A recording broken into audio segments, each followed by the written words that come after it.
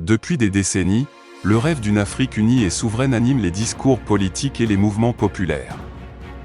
De Kwame Nkrumah à Thomas Sankara, en passant par l'Union africaine, le panafricanisme semble être la clé d'un continent fort et prospère.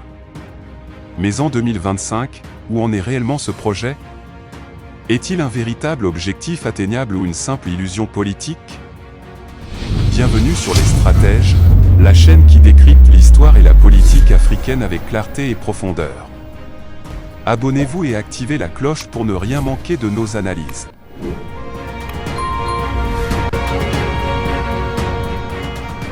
Les origines du panafricanisme, un idéal né dans la lutte. Le panafricanisme est né au début du XXe siècle, principalement à travers la diaspora africaine, WEB.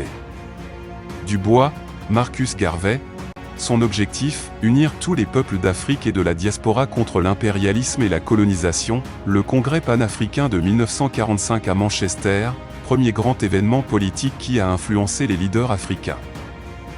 Dès ses débuts, le panafricanisme était un mouvement de résistance, mais il restait plus théorique que pratique, car il n'y avait pas encore d'États africains indépendants pour l'appliquer. L'âge d'or du panafricanisme, les années 1960 et les indépendances. Kwame Nkrumah, Ghana, père du panafricanisme politique, il voulait une Afrique fédérale avec une armée et une monnaie unique. La création de l'Organisation de l'Unité africaine, OUA, en 1963, une première tentative d'union, mais sans réelle puissance politique. Sankara, Kadhafi et d'autres leaders ont aussi tenté d'unifier l'Afrique par des politiques de coopération. Si l'indépendance des États africains a donné de l'élan au panafricanisme, les divisions internes et les intérêts des puissances étrangères ont empêché la formation d'une véritable Union africaine.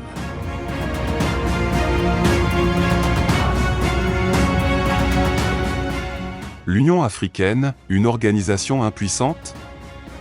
En 2002, l'OUA devient l'Union africaine, UA, avec des objectifs plus ambitieux, renforcer la coopération économique et politique, mettre en place une force militaire africaine, créer une monnaie unique.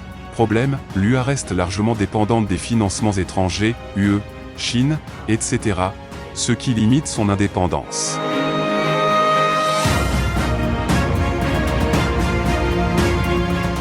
L'Union africaine est souvent critiquée pour son inefficacité, notamment face aux crises politiques, Mali, RDC, Soudan, et aux interventions étrangères, France, États-Unis, Russie.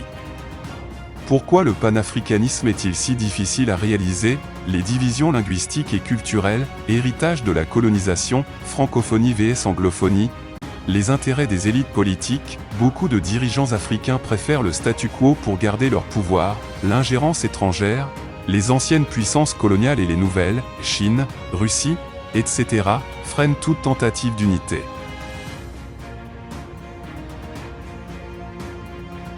L'Afrique est encore trop fragmentée pour une union complète, et la plupart des projets panafricains restent symboliques plutôt que concrets. Un nouveau souffle?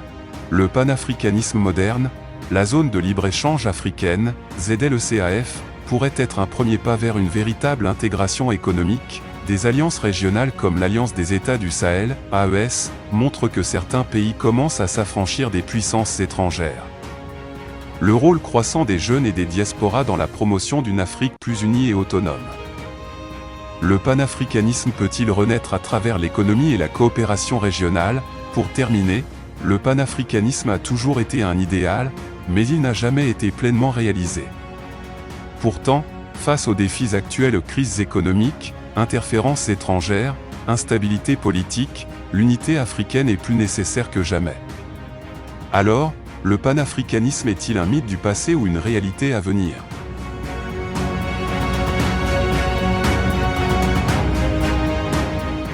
Dites-nous en commentaire si vous croyez encore au panafricanisme. Peut-il réussir ou restera-t-il une utopie? Abonnez-vous à Les Stratèges pour plus d'analyses sur la politique africaine.